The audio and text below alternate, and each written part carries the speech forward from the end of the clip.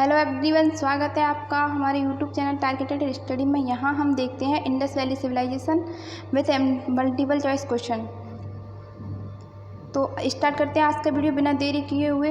आज का जो हमारा पहला क्वेश्चन है, इसमें हमसे पूछा गया है कि सैंधव स्थलों के उत्खनन से प्राप्त मोहरों पर निम्नलिखित में से किस पशु की सर्वाधिक उत्कीर्णन हुआ है। तो जो हमें ये पशु दिए गए हैं, जैसे शेर, घोड़ा, बैल, हाथी, इनमें से सबसे ज़्यादा उत्कीर्णन किस पशु का मिला है। तो ये हमें मिला है बैल का।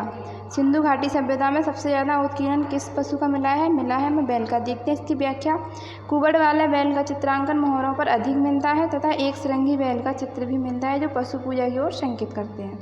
ठीक है, देखते हैं अगला क्वेश्चन। अगला जो हमारा क्वेश्चन है कि सिंधु घाटी सभ्यता जानी जाती है। सिंधु घाटी सभ्यता किस कारण से जानी जाती है।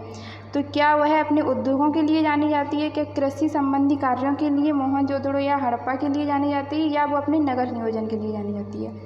तो जो सिंधु घाटी सभ्यता है वो जानी जाती है अपने नगर नियोजन के लिए। इस क्वेश्चन का हमारा सही आंसर क्या होगा, अपने नगर नियोजन के लिए, ऑप्शन नंबर ए। देखते हैं इसकी व्याख्या। सिंधु सभ्यता सैंधवकालीन नगरीय सभ्यता थी। ये एक तरह की नगरीय सभ्यता थी। सैंधव सभ्यता से प्राप्त परिपक्व अवस्था वाले स्थलों में केवल 6 ही बड़े नगर हैं। 6 हैं जो उनको बड़े नगरों की संज्ञा दी गई है, जैसे एक मोहनजोदड़ो, हड़प्पा, गढ़वारीवाला, धोलावीरा, राखीगढ़ी और कालीबंगन। देखते हैं अगला क्वेश्चन। अगला जो हमारा प्रश्न दिया गया है कि भारत में खोजा गया सबसे पहला और पुराना शहर कौन सा है। तो जो सबसे पहला खोजा गया शहर है वो है हमारा हड़प्पा, जिसके कारण इसे हड़प्पा सभ्यता भी कहते हैं। तो इस क्वेश्चन का हमारा सही आंसर क्या है, हड़प्पा। देखते हैं इसकी व्याख्या। भारत में खोजा गया सबसे पहला पुराना शहर हड़प्पा है। वर्ष 1921 में दयाराम साहनी द्वारा हड़प्पा की खुदाई की गई। हालांकि आधुनिक हड़प्पा पंजाब पाकिस्तान के एक पुरातात्विक स्थल है। अभी प्रेजेंट में ये जो हड़प्पा है वो हमारा पाकिस्तान में है, जो पाकिस्तान के साहिवाल से 24 किलोमीटर की दूरी पर है, लगभग 24 किलोमीटर की दूरी पर है। देखते हैं अगला क्वेश्चन। अगला जो हमारा क्वेश्चन है कि भारत में चांदी की उपलब्धता के प्राचीनतम साक्ष्य कहाँ से मिलते हैं। तो हड़प्पा सभ्यता में ही सबसे ज़्यादा चांदी, मतलब सबसे पहले चांदी के साक्ष्य हमें मिलते हैं। तो इस क्वेश्चन का जो हमें ऑप्शन नंबर ये दिख रहा है कि हड़प्पा संस्कृति से। तो इसका आंसर है हमारा हड़प्पा संस्कृति से। देखते हैं इसकी व्याख्या कि भारत में चांदी के सर्वप्रथम प्राचीनतम साक्ष्य हड़प्पा काल से प्राप्त हुए हैं। इस काल में स्वर्ण की अपेक्षा चांदी का अधिक प्रचलन था। यहाँ सोने से ज़्यादा चांदी का उपयोग ज़्यादा किया जाता था। चांदी मुख्यतः राजस्थान के जावर या अजमेर से प्राप्त की जाती थी, जबकि भारत से बाहर अफ़गानिस्तान से लाजवर्द, ये भी हमसे पूछा जाता है कि अफ़गानिस्तान से कौन सी वस्तु आती थी, ये लाजवर्द एवं चांदी आयात की जाती थी, तथा ईरान से भी चांदी का आयात किया जाता था। तो चांदी का सबसे ज़्यादा उपयोग होता था। तो जो देश के अंदर होती थी उसका भी उपयोग होता था, और जो बाहर से, जैसे उस टाइम तो ये सब एक ही था, ईरान का जो एरिया था वहाँ से भी इसको आयात किया जाता था। देखते हैं अगला क्वेश्चन। अगला जो हमारा क्वेश्चन है कि सिंधु सभ्यता के बारे में कौन सा कथन असत्य है। तो यहाँ हमें देखना है कि कौन सा कथन जो हमें दिए गए हैं इसमें से कौन सा कथन हमारा गलत है। तो नगरों में नालियों की सुदृढ़ व्यवस्था थी, ये बात एकदम सच है। ठीक है, व्यापार और वाणिज्य उन्नत दशा में था, ये भी सत्य है। मातृ देवी की उपासना की जाती थी, ये भी सत्य है। लेकिन वे लोग लोहे से परिचित थे, तो ये बात एकदम गलत है। लोहे की खोज काफ़ी टाइम बाद हुई है, उत्तर प्रदेश के अतरंजी खेड़ा में। तो इस क्वेश्चन का हमारा सही आंसर क्या होगा, लोहे से परिचित नहीं थे। ठीक है, देखते हैं इसकी व्याख्या कि हड़प्पा सभ्यता एक कांस्य युगीन सभ्यता थी। यहाँ से तांबा, कांसा, स्वर्ण एवं चांदी आदि धातुएं तो मिली हैं, परंतु लोहे की प्राप्ति नहीं हुई है। वस्तुतः हड़प्पा कालीन लोग लोहे से परिचित नहीं थे। भारत में लोहे का युग प्रारंभ कहाँ से होता है, 1000 ईसा पूर्व के बाद, 1000 ईसा पूर्व से बाद माना जाता है। और हड़प्पा सभ्यता हमारी 2500 ईसा पूर्व पुरानी है। अगला जो हमारा क्वेश्चन है कि जो हमें सूची दी गई है इसमें कि पहली सूची को दूसरी सूची से मिलाइए। तो सिंधु घाटी सभ्यता की जो उत्तरी सीमा है, उत्तरी सीमा हमारी मिलती है मांडा से। तो इसका मतलब है पहले का हमारा हो गया ए, और सिंधु घाटी सभ्यता की दक्षिणी सीमा ये दाइमाबाद महाराष्ट्र बी, पहले का ए, दूसरे का बी और तीसरे का जो हमारे पूर्वी सीमा पूछी गई है। जैसे अगर हम यहाँ देखें तो उत्तरी सीमा हमारी मांडा, दक्षिणी सीमा हमारे दाइमाबाद और पूर्वी सीमा है हमारी आलमगीरपुर और इधर हमारा आता है सूतकांगी डोर, बलूचिस्तान में पड़ता है जो कि। तो इस क्वेश्चन का हमारा सही आंसर कौन सा हो जाएगा? Option number A. तो सही आंसर कौन सा है हमारा? Option number A. देखते हैं इसकी व्याख्या कि सिंधु सभ्यता का विस्तार भारत, पाकिस्तान, अफगानिस्तान में फैला हुआ है। सिंधु सभ्यता का सीमा निर्धारण सर्वप्रथम SR राव ने किया। मतलब इसकी जो सीमा है वो कहाँ तक फैली हुई है, तो इसका सबसे पहले निर्धारण किसने किया? SR राव द्वारा। इसके अनुसार इसकी उत्तरी सीमा कश्मीर में सिंधु की सहायक नदी चिनाब के तट पर स्थित मांडा है और दक्षिण की सीमा दाइमाबाद एवं पूर्व की सीमा उत्तर प्रदेश के आलमगीरपुर एवं पश्चिम की सीमा सूतकांगी डोर है। अफगानिस्तान में इसके दो क्षेत्र मुंडीगाग और सुरतगोई। ये हमसे क्वेश्चन कई बार एग्जाम में पूछा गया है कि मुंडीगोई और सुरतगोई कहाँ से या अफगानिस्तान से कैसे भी करके ये क्वेश्चन हमसे पूछा गया है कई बार। देखते हैं अगला क्वेश्चन है कि मांडा किस नदी के किनारे। तो ये हमने पीछे जो व्याख्या देखी है उसमें हमने जस्ट अभी देखा है कि मांडा हमारा चिनाब नदी के किनारे है। मांडा किस नदी के किनारे है? चिनाब के किनारे। देखते हैं इसकी व्याख्या कि मांडा चिनाब नदी के किनारे स्थित था। सिंधु सभ्यता का उत्तरी पुरास्थल मांडा कश्मीर, जम्मू कश्मीर में स्थित है।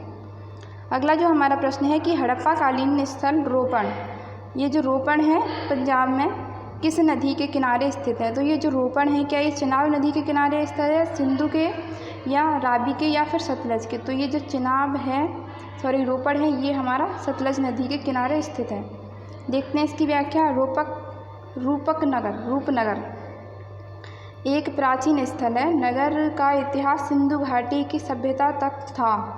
मतलब सिंधु घाटी की जो सभ्यता है उस टाइम तक इसका इतिहास है। रूपकनगर सतलुज के दक्षिणी किनारे पे बसा है। सतलज नदी के किनारे और शिवालिक के पहाड़ हैं। सतलज नदी के किनारे शिवालिक के पहाड़ हैं। देखते हैं अगला क्वेश्चन। अगला जो हमारा प्रश्न है कि हड़प्पा में एक उन्नत जल प्रबंधन प्रणाली का पता चलता है।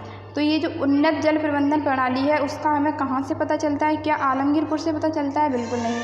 कालीबंगा से नहीं, लोथल से भी नहीं, ये हमें पता चलता है धोलावीरा से। धोलावीरा अपनी उन्नत जल प्रणाली के कारण ही प्रसिद्ध है। तो इस क्वेश्चन का हमारा सही आंसर क्या होगा? धोलावीरा। देखते हैं इसकी व्याख्या। धोलावीरा स्थान की खुदाई में एक विशाल सैंधवकालीन नगर के अवशेष का और एक उन्नत जल प्रबंधन प्रणाली का पता चलता है। जब धोलावीरा की खुदाई हुई तो वहाँ से हमें ये सारी चीज़ें मिली, जैसे एक विशाल नगर के अवशेष और उन्नत जल प्रणाली के अवशेष। धोलावीरा गांव खड़ीर द्वीप के उत्तरी पश्चिमी किनारे पर बसा हुआ है। ये जो खड़ीर द्वीप है ये हमारा पड़ता है गुजरात में। लोथल गुजरात के अहमदाबाद ज़िले में भोगवा नदी के किनारे स्थित है। लोथल कहाँ स्थित है? ये भोगवा नदी के किनारे है। ठीक है। देखते हैं अगला क्वेश्चन कि हड़प्पा में मिट्टी के बर्तनों पर सामान्यतः किस रंग का प्रयोग किया जाता था? तो हड़प्पा जो सभ्यता थी उसमें मिट्टी के बर्तनों पर सबसे ज़्यादा किस रंग का प्रयोग किया जाता था? क्या नीले रंग का या पांडु रंग का या हरा नीला या फिर लाल रंग का? तो इस क्वेश्चन का हमारा सही आंसर है लाल। देखते हैं इसकी व्याख्या कि हड़प्पा का पूरा स्थल पाकिस्तान के साहिवाल ज़िले में है। साहिवाल ज़िले में रावी नदी के बाएं तट पर नदी से लगभग 3.60 किलोमीटर हटकर स्थित है। ये जो हड़प्पा है वो हमारा साहिवाल पाकिस्तान के साहिवाल में पड़ता है और किस नदी के किनारे है? रावी नदी के किनारे। हड़प्पा के ध्वंसावशेषों यानी कि जो इसके अवशेष हैं के विषय में 1826 में चार्ल्स मैनसन ने सर्वप्रथम उल्लेख किया। सबसे पहले इसका उल्लेख किसने किया? चार्ल्स मैनसन ने। ये जो दो भाई थे वो जब खुदाई कर रहे थे रेल की पटरी के लिए तो उन्हें वहाँ से सादी यानी कि अलंकृत ईंटें और एकदम साजी ईंटें मिली थी। खुदाई के अंदर से नीचे से ज़मीन से निकल रही थी। तो उन लोगों ने जाके उनको बोलते हैं ब्रिटन ब्रदर्स। तो जो ब्रिटन ब्रदर्स थे, दो भाई थे उन ब्रिटन ब्रदर्स, तो उन लोगों ने जाके चार्ल्स मैनसन को सबसे पहले इस बारे में जानकारी दी। लेकिन 1921, 1922 तथा 1922 से 23 के बीच में दयाराम साहनी ने मार्शल के निर्देशन में, जो जॉन मार्शल थे उनके निर्देशन में यहाँ उत्खनन करवाया। हड़प्पा से प्राप्त मिट्टी के सामान्यतः रंग लाल था। जो मिट्टी के बर्तन थे उनका रंग कैसा था? सामान्यतः लाल ही था। तो देखते हैं अगला प्रश्न। अगला जो हमारा प्रश्न है कि सिंधु घाटी सभ्यता, सिंधु सभ्यता निम्नलिखित में से किस युग की है?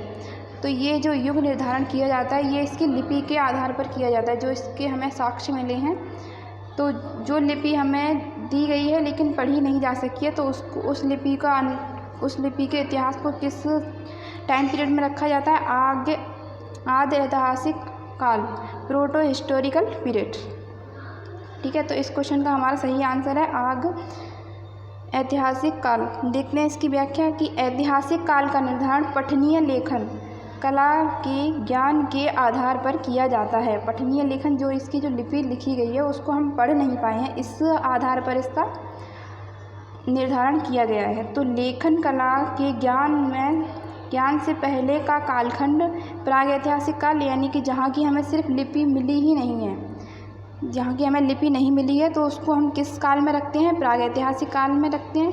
और भारतीय इतिहास में 2500 BC मतलब 2500 ईसा पूर्व से 600 ईसा पूर्व के कालखंड को आगे ऐतिहासिक काल में माना गया है, क्योंकि यहाँ की जो लिपि मिली है उसको हम पढ़ नहीं पाए हैं, इसीलिए उसको हमने आद्य ऐतिहासिक काल में रखा है। तो सैंधव सभ्यता आद्य ऐतिहासिक काल की सभ्यता है, क्योंकि यहाँ पर लेखन कला का ज्ञान तो है परंतु अभी तक इसे पढ़ा नहीं जा सका है।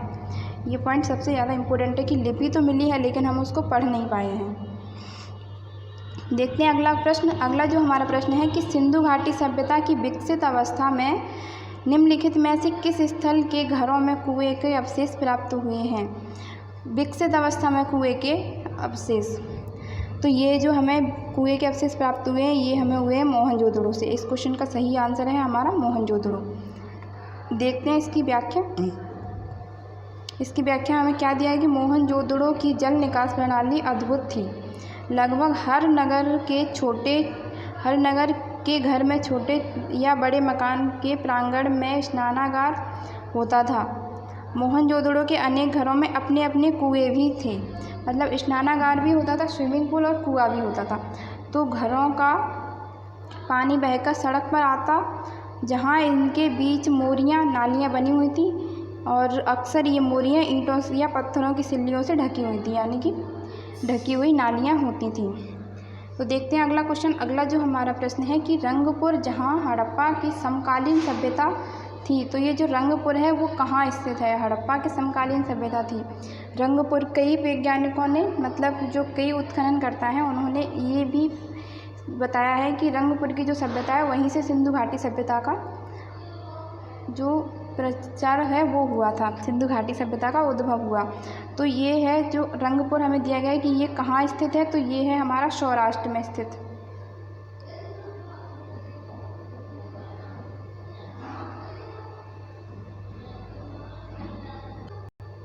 ये रंगपुर हमारा कहाँ स्थित है? ये है हमारा सौराष्ट्र में। ठीक है, देखते हैं इसकी व्याख्या कि सौराष्ट्र भारत के गुजरात प्रांत का एक उपक्षेत्र है जो ज़्यादातर अर्ध मरुस्थलीय है।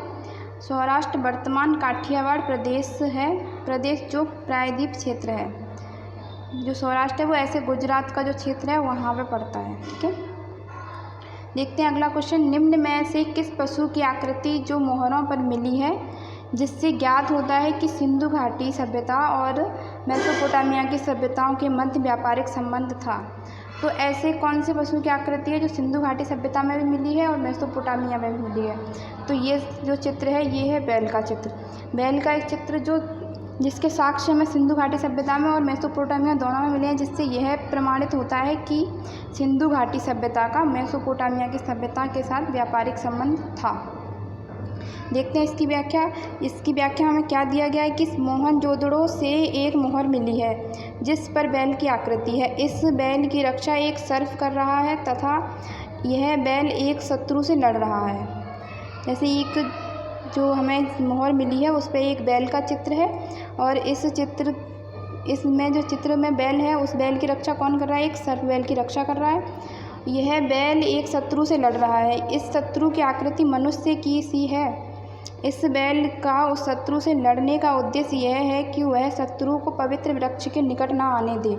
जैसे उसमें एक जो पेड़ दिया गया है उसको उसके पास किसी को, जैसे कोई मनुष्य है उसको उसके पास आने से रोक रहा है। कौन रोक रहा है? बैल। और उसकी रक्षा कौन कर रहा है? सर्प किसकी रक्षा कर रहा है? बैल की। तो रोक रहा है, रोक सके। यह मनुष्य शायद कोई दैत्य होगा। ये हम सिर्फ अनुमान लगा सकते हैं क्योंकि हमने उनकी लिपि नहीं पढ़ी है अभी तक। जिसको हराने की कोशिश की जा रही है, बैल कर रहा है उसकी कोशिश। ठीक है, अगला जो क्वेश्चन है कि सिंधु घाटी के लोग विश्वास करते थे। सिंधु घाटी के लोग किस में विश्वास करते थे? क्या वो कर्मकांड में विश्वास करते थे, या आत्मा एवं ब्रह्मा में विश्वास करते थे, या यज्ञ प्रणाली में, या मातृशक्ति में? तो सिंधु घाटी सभ्यता के जो लोग थे वो किस में विश्वास करते थे? मातृशक्ति में। इस क्वेश्चन का आंसर है हमारा ऑप्शन नंबर डी। व्याख्या है इसकी कि सिंधु घाटी के लोग मातृ देवी की पूजा किया करते थे। हड़प्पा तथा मोहनजोदड़ो के असंख्य देवी और मूर्तियाँ प्राप्त हुई, देवी की मूर्तियाँ प्राप्त हुई हैं। ये मूर्तियाँ मातृ देवी या प्राकृतिक देवी की हैं। देखते हैं अगला प्रश्न। अगला जो हमारा प्रश्न है क्वेश्चन नंबर 16, निम्नलिखित में से कौन सा सिंधु स्थल समुद्र तट पर स्थित नहीं था? अब जो हमें स्थान दिए गए इसमें से ये देखना है हमें कि कौन सा समुद्र के किनारे नहीं था। तो सुत्तकोटड़ा है, ये भी समुद्र के किनारे था। धोलावीरा भी समुद्र के किनारे था। बालाकोट भी समुद्र के किनारे ही है। लेकिन ये कोट दीजी है, ये समुद्र के किनारे नहीं है। तो इस प्रश्न का हमारा सही उत्तर क्या होगा? ऑप्शन नंबर डी, कोट दीजी। इसकी खुदाई वर्ष